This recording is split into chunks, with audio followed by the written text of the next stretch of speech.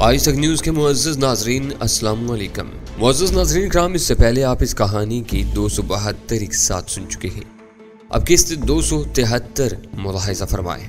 हमने पहला संदूक खोलकर उसमें झांका तो झांकते ही रह गए। आयत उम्दा किस्म के पैकिंग मटेरियल के जरिए अंदर खाने बने हुए थे और हर खाने में साफ सुथरी चमकती हुई नई क्लाशनकोफ रखी थी।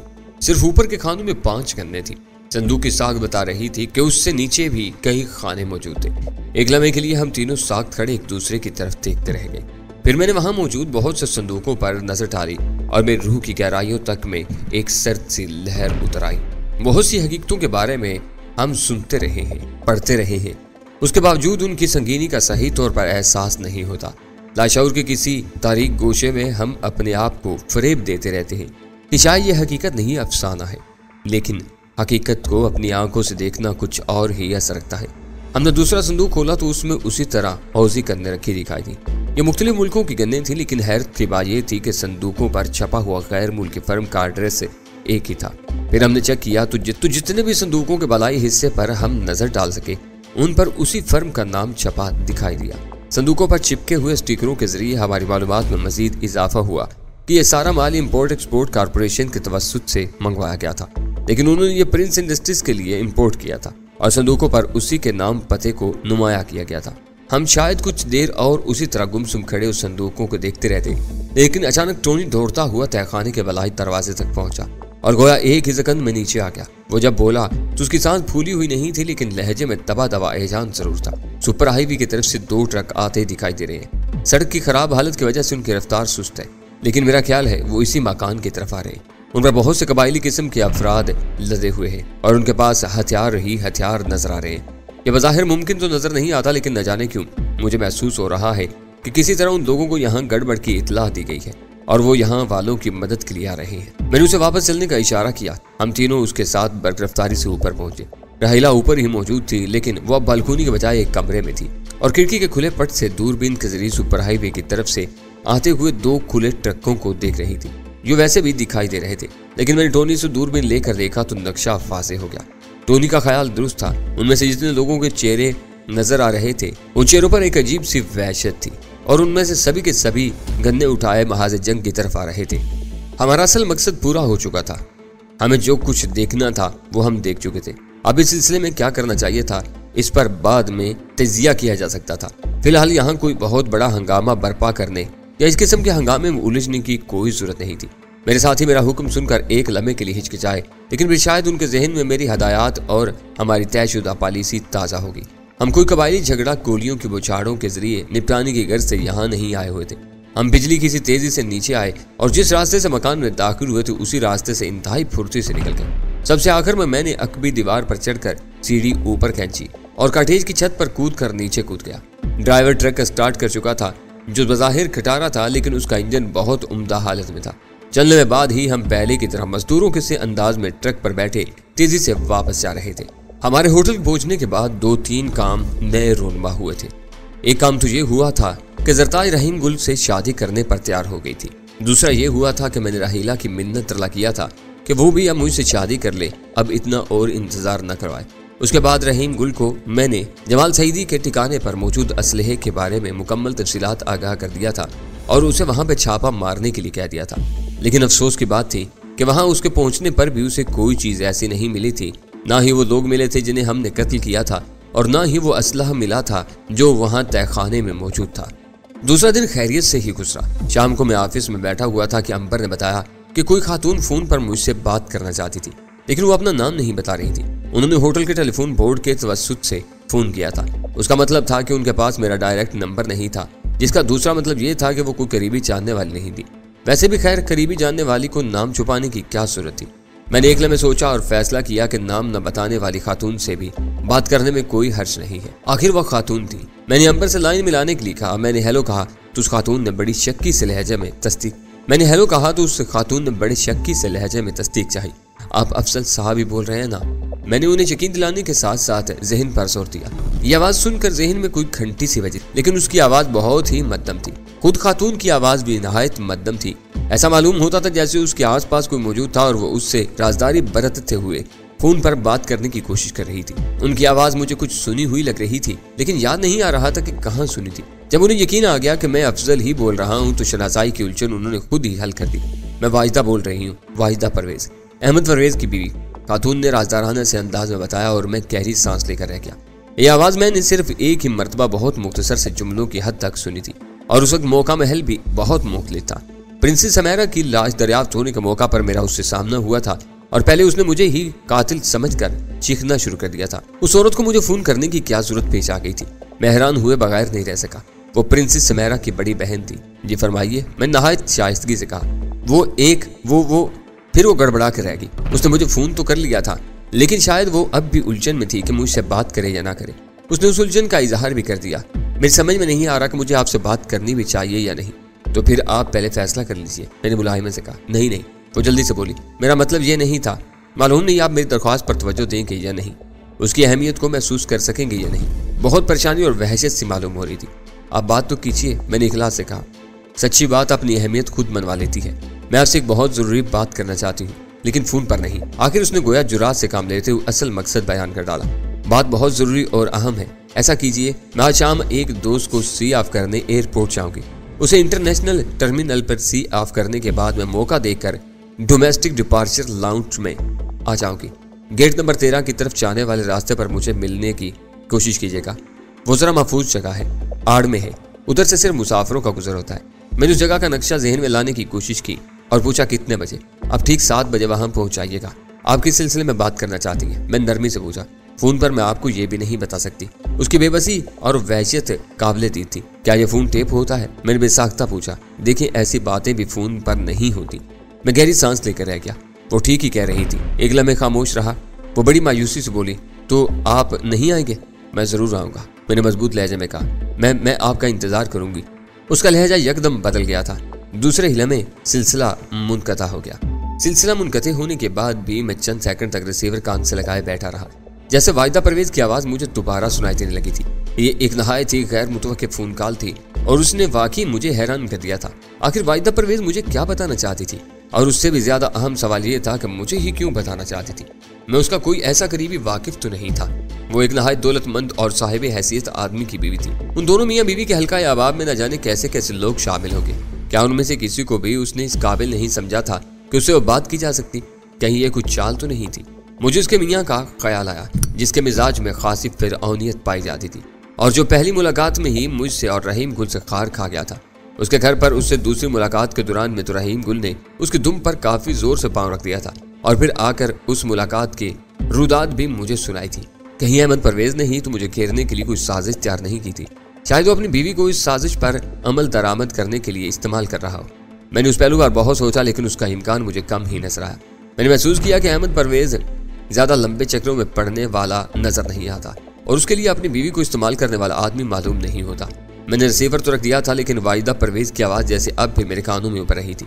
इसलिए नहीं कि वो कोई बहुत खूबसूरत और नाकाबिले फरामोश आवाज़ थी या उस आवाज़ की माली बजात खुद बहुत हसीन थी, बल्कि सिर्फ इसलिए मैं खुद उसके तमाम जुमले अपने जहन में चुराने की कोशिश कर रहा था कि शायद उसके लहजे के जीरो बम में कहीं मुझे असल बात का कोई सुराग मिल सके। फिर मैंने उन तमाम सवालात को जहन से चटक दिया और दिल ही दिल में अपने आप को झाड़ पिलाई कि आखिर ऐसे पीछ दर पीछ सवालों में सरकवाने की क्या जरूरत थी। सिर्फ 2 घंटे की तो बात थी। वाहिदा परवेज ने मुझे 7 बजे मुलाकात के लिए बुलाया था और उस वक्त 5 बजे थे। 2 घंटे बाद तमाम सवालों के जवाब मिल सकते थे। अगर ये कोई साजिश थी तो वो भी सामने आ जाती। मैंने उस मौजू पर भी सर नहीं कपाया कि साजिश आखिर क्या हो सकती थी और मैं उसे बचने के लिए क्या कर सकता था। 6 बजे के करीब मैंने फोन करके राहिला को उस कमरे से बुलाया। वो बहुत निखरी और ताज़ा तम नजर आ रही थी। शायद आराम करके उठी थी और नीचे ही आने के लिए तैयार हो रही थी। मैंने बिला तमहीद नहायत संजीदगी से कहा, मैं एयरपोर्ट पर एक औरत से मिलने जा रहा हूँ। सुबहान अल्लाह, कैसी खुशकुन इतला है। वो कहर अलून नजरों से मुझे घूरते हुए बोली, और ये इतला मुझे ही देना जरूरी थी? जाहिर है तभी तो दे रहा हूँ। मैं कभी कोई गैर जरूरी काम नहीं करता। हाँ, वो तो मुझे अच्छी तरह मालूम है। और वैसे मैं भी तुम्हें एक खबर सुनाने के लिए आई थी। वो क्या?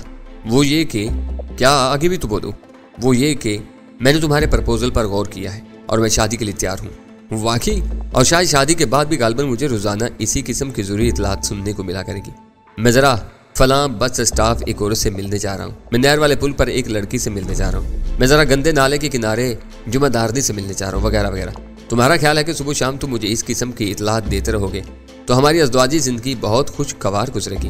गुजरनी तो चाहिए। मैंने अपनी संजीदगी बरकरार रखने की कोशिश करते हुए कहा, इसीलिए तो मैं तुमसे शादी कर रहा हूँ। मेरा ख्याल है कि तुम एक नहायत कुशादा दिल लड़की हो।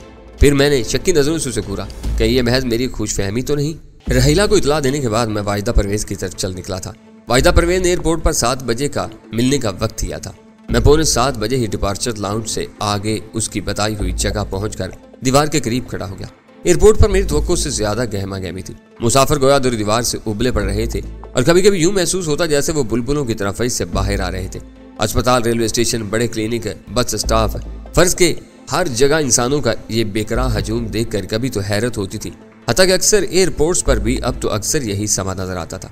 15 मिनट मैंने उसी बात पर हैरान होने की शक्ल में मुनहमिक होकर गुजार दिए। 7 बज गए लेकिन वाहिदा लाउंज की तरफ आती दिखाई न दी। गोया बसल इंतजार शुरू हो रहा था। मुसाफिरों का ज्यादा हजूम तवील अरीज लाउंज में ही था। वहां से लोग मुख्तलिफ मराहिल से फारिग होकर और बोर्डिंग कार्ड वगैरह लेकर तनहा या टोलियों की सूरत में मेरे सामने से गुजरते जा रहे थे। रास्ते में कुछ हिस्से पर कन्वेयर बेल्ट नुमा मुतहर्रिक रास्ता भी बना हुआ था। इन्हीं सोचों में गलता इसी असना में एक सफेद पोश और सफेद रेश बड़े मियाँ अपनी तरफ आते दिखाई दिए। अच्छे भले मुअज़्ज़ज़ आदमी मालूम हो रहे थे। सर पर कलफ लगी सफेद 2 पुली टोपी और पैरों में स्लिम शाही थी। कुर्ता पजामा भी सफेद और कलफ लगा था। कंधे पर रुमाल था। करीब आकर उन्होंने कुछ नीची और राजदाराना सी आवाज में खालिस अरबी लहजे में अस्सलाम वालेकुम कहा। कदम वो मुझसे काफी छोटे थे। ऐसा मालूम होता था कि वो कदरे राजदाराना अंदाज में मुझसे कुछ कहना चाहते थे। मुझे यही गुमा गुजरा कि शायद वो वाहिदा के मुलाजिम हूँ और उसका कोई पैगाम लाए हूँ कि वो क्यों अपने वादे के मुताबिक नहीं पहुंच सकी। मैं जल्दी से तजस्सुस के अंदाज में उनकी तरफ झुक गया। नहायत दुरुस्त शीन काफ के साथ खुतबियाना लहजे लेकिन नीची आवाज में बोले, बरखुद्दार, मैं कोई पेशावर भिखारी नहीं, मैं खुद एक छोटा मोटा ताजिर हूँ, लेकिन इस वक्त बड़ी मुश्किल में फंस गया हूँ। उफ मेरे खुदा। यहाँ भी मैं बेख्तियार करहा कर रह गया और सीधा हो गया। मैंने बेजारी से उनकी तरफ देखा लेकिन वो जरा भी खिजालत सदा नजर नहीं आए। उस खेल के पुराने खिलाड़ी मालूम होते थे। पहले भी न जाने कैसी कैसी सिचुएशन का सामना कर चुके होंगे। ताहम उन्होंने अपनी दास्तान गम सुनाने का प्रोग्राम मुलतवी कर दिया। मैं हैरान हुए बगैर नहीं रह सका। पहले तो सिर्फ सड़क के किनारे या किसी बाजार में किसी सीधे शरीफ और सफेद पोश राहगीर को रोककर उस किस्म की कोई फनकाराना कहानी सुनाया करते थे कि उसे करीबी शहर या गांव जाना था और उसकी जेब कट गई थी, इसलिए सख्त मजबूरी की हालत में वो सिर्फ किराए का तालिब था।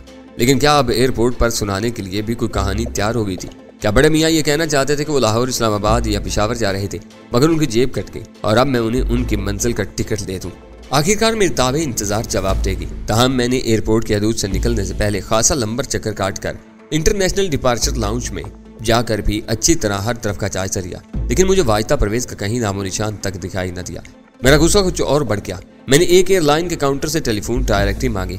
उसमें अहमद फरेज के घर के फोन नंबर तलाश करके नोट किए और शुक्रिया अदा करके डायरेक्टरी वापस करने के बाद लाउंज के एक गोशे में बेंच पर जा बैठा, जहां लोगों का शोर शराबा जरा कम पहुंच रहा था। अपने मोबाइल फोन पर मैंने नंबर मिला। दूसरी तरफ किसी मर्द ने फोन रिसीव किया, लेकिन इत्मीनान की बात यह थी कि वो अहमद परवेज मालूम नहीं होता था, क्योंकि वो सर सर कहकर बात कर रहा था। मेरा खून खो के उस वक्त खोल रहा था, लेकिन मैंने नहायत शायदगी से उससे दरख्वास्त की बेगम वाहिदा परवेज से बात करवाइए। वो शायद एक लम्हे के लिए हिचकिचाया, फिर बोला, आपकी तारीफ। मेरा दिल चाहा कि अपना नाम अफजल चौधरी के बजाय अफजल चुगत बताऊं, लेकिन मैंने सिर्फ अफजल ही कहने पर इक्तफा किया। लाइन शायद कहीं और मिलाई गई थी। चलने बाद एक निस्वानी आवाज सुनाई थी, लेकिन वो वाहिदा परवेज की मालूम नहीं होती थी। मैंने तस्दीक चाही, आप वाहिदा परवेज बोल रही हैं? जी नहीं, मैं उनकी सेक्रेटरी बोल रही हूँ। आपको किस सिलसिले में उनसे बात करनी है? औरत ने जानना चाहा। मैं बेइख्तियार एक तवील सांस लेकर रह गया था। वाहिदा परवेज बेशक एक सादगी पसंद और खतरे घरेलू सी औरत नजर आती थी, लेकिन मुझे शायद ये नहीं भूलना चाहिए था कि वो बहरहाल एक बहुत अमीर कबीर दौलतमंद की बीवी थी। उसके घर पर उसकी एक अदद सेक्रेटरी भी पाई जाती थी। कोई बाई नहीं था कि वो दौलतमंद बेगमात की तरह किसी नुमाइशी किस्म की तंजीम या क्लब की अहदेदार भी हो, लेकिन मैंने कभी कहीं उसका तज़किरा नहीं पढ़ा था। मैंने अपने गुस्से पर काबू रखने की कोशिश करते हुए कहा, सिलसिला फिलहाल तो कोई नहीं है, लेकिन आप उनसे बात तो करवाइए, शायद कोई सिलसिला बन जाए। जी क्या मतलब? सेक्रेटरी कदर तेजी से बोली। मुझे अंदेशा महसूस हुआ कि उसे महज कोई बेहुदा और गैर जरूरी कॉल समझकर फोन बंद न कर दे, इसलिए मैंने जल्दी से कहा, माफ कीजिएगा, मैं किसी और ख्याल में कह गया था। फिर मैंने सही तौर पर अपना तारुफ करवाया और कहा कि उनसे कहिए कि मुझे उनसे उनकी छोटी बहन प्रिंसेस सुमेरा के कत्ल के सिलसिले में कुछ बात करनी है। 1 मिनट होल्ड कीजिए। सेक्रेटरी का लहजा अब नॉर्मल हो गया था और दूसरे लम्हे मेरे कानों में दूसरी निस्वानी आवाज उभरी। मैंने उसे पहचान लिया। ये यकीनन वाहिदा परवेज की आवाज थी। गो के उसके अंदाज में करख्तगी नहीं थी, लेकिन उसमें शरीनी और लोच भी नहीं था। एक बार सुनने के बाद वो दोबारा सुनने पर उसे आसानी से पहचाना जा सकता था। जी फरमाइए अफसल साहब। उसका लहजा नहायत ही रस्मी था। क्या आप एयरपोर्ट का रास्ता भूल गई थी? मैंने अपनी दानिश में अपने लहजे की मिठास में अपने तमाम तर गुस्से का जहर समोने की कोशिश करते कहा। टेलीफोन को मैंने कुछ इस तरह सख्ती से पकड़ा हुआ था जैसे मुझे अंदेशा कि कोई इसे मुझसे छीन कर ले जाएगा। मेरा मतलब है कि एयरपोर्ट तो अपनी जगह कायम है, उसका मोहल्ले वकूफ जरा भी नहीं बदला, उसके बावजूद आप वहां नहीं पहुंच सकी। ऐसी क्या मजबूरी आन पड़ी थी? मैंने अपने आप को दांत पीसने से बाज रखते हुए कहा। मेरी समझ में अब भी कुछ नहीं आया अफजल साहब। वो उलझन ज़्यादा लहजे में बोली। आखिर आपने किस लिए फ़ोन किया है? मैंने ये जानने के लिए फ़ोन किया है कि ये किस किस्म का ड्रामा है, उसका स्क्रिप्ट किसने लिखा था, हदायतकार कौन था और उसमें मेरा किरदार क्या था। किरदार समझ में ना आने की वजह से मैं उसे सही तौर पर अदा नहीं कर सका। क्या यह 2 टांगों वाले किसी गधे का किरदार था? वो एक लम्हे के लिए खामोश रही जैसे उसकी समझ में ना आ रहा हो कि क्या बोले, और जब वो बोली तो उसके लहजे में कदरे तेजी थी। आप शहर के एक मुमताज़ और मुअज़्ज़ज़ आदमी हैं अफसल साहब। यही सोचकर मैंने आपका फ़ोन रिसीव कर लिया, लेकिन मुझे नहीं मालूम था कि आपको भी निचले तबके के 3rd क्लास लोगों की तरह उल्टी सीधी बातें करने की बीमारी लाक है। और बड़ी हैरत की बात है कि यह हरकत आप अपना नाम बता कर करते हैं। हमारे तबके के लोगों के पास इस किस्म के टुटपुंजिया मशागल के लिए वक्त कहाँ होता है। मुझे तो शुबा हो रहा है आप कोई और साहब हैं, खामखा अफजल साहब का नाम इस्तेमाल कर रहे हैं। अच्छी बात यह थी कि मोबाइल फ़ोन तैयार करने वाले अपने टेलीफोन सेट की तैयारी में अच्छा और मजबूत मटेरियल इस्तेमाल कर रहे थे। मैंने अपने दिमाग को ठंडा करने की कोशिश करते हुए सोचा कि शायद किसी वजह से उसका एयरपोर्ट आने का प्रोग्राम मुलतवी हो गया हो, लेकिन उस वक्त वो किसी मजबूरी की वजह से उसका एतराफ़ न कर पा रही हो। अगर वो पहले भी अपने घर से ही फ़ोन कर रही थी तो उस वक्त उसका अनजान बनना समझ में आता था। उसने पहले ही बता दिया था कि उसके घर की टेलीफोन लाइनें काबिल एतमाद नहीं थी। शायद मेरा यूं गर्मी खाना कुछ मुनासिब नहीं था। मैंने एकदम पटड़ी बदलते हुए ज़रा मुआज़त खाना लहजे में कहा, मेरा ख्याल है मुझे कोई गलतफहमी हुई थी जिसकी वजह से मैंने आपसे इस किस्म की गुफ्तगू की, या शायद फिर किसी ने मुझसे मजाक किया था। मैं ये मालूम करने की कोशिश तो ज़रूर करूँगा कि असल में मामला क्या है, लेकिन फ़िलहाल बात यहीं ख़त्म करते हैं। मैंने उससे कुछ कहने का मौका दिए बगैर फ़ोन बंद कर दिया और उठ खड़ा हुआ। अब मेरा वापस चले जाना बेहतर था, चुनाचे मैंने पार्किंग लॉट का रुख किया। चंद कदम चलने के बाद ही मेरी खोपड़ी ठंडी हो चुकी थी, लेकिन उलझन बहरहाल बाकी थी। जिंदगी में उन दिनों पहले ही उलझनों और मुअम्मों की कुछ कमी नहीं थी, लेकिन ये वाहिदा परवेज एक और मुअम्मा लेकर चली आई थी। जब मैं होटल पहुंचकर गाड़ी से उतरकर अंदर जा रहा था तो अचानक मेरे तखय्युल ने कलाबाजी खाई। एक नया नुक्ता, एक नया ख्याल, एक नया अंदेशा बिजली के कूदे की तरह मेरे जहन में लपका। कहीं ऐसा तो नहीं कि मैं मामले के असल रुख की तरफ देख ही नहीं पाया था। यह भी तो मुमकिन था कि बेचारी वाहिदा परवेज ने वाकई मुझे फोन न किया हो, किसी और ने ही उसकी आवाज़ बनाकर यह ड्रामा किया हो। लेकिन मकसद क्या हो सकता था? क्या कोई काफ़ी देर के लिए मुझे होटल से हटाना चाहता था? क्यों? जबकि उस दौरान में शफीचा और टोनी भी होटल ही में मौजूद नहीं थे, सिर्फ राहिला होटल में तनहा रह गई थी। ये ख्याल ज़हन में आते ही जैसे कोई तीर सा दिल में उतर गया। एक तवील अरसे से मैं ये समझता आ रहा था कि शायद मैं खौफ से नाआशना हो चुका था। मैंने बड़ी मेहनत और शौरी कोशिश से खुद को इस बात का आदी बनाया था कि किसी भी मामले में खौफ महसूस करना छोड़ दूँ, लेकिन अब यह एहसास हुआ कि यह बहस मेरी खुश फहमी थी कि मैं अपनी कोशिश में कामयाब हो चुका था। उस वक्त खौफ अचानक एक सर्द लहर की तरह मेरे जिस्म में उतर आया था, लेकिन मैंने कोशिश की कि इस खौफ से मफलूज या कमजोर होने के बजाय एक नई ताकत, एक नई तवानाई हासिल करूं। दूसरे ही लम्हे में बगोले की तरह अपनी ऑफिस की तरफ दौड़ा।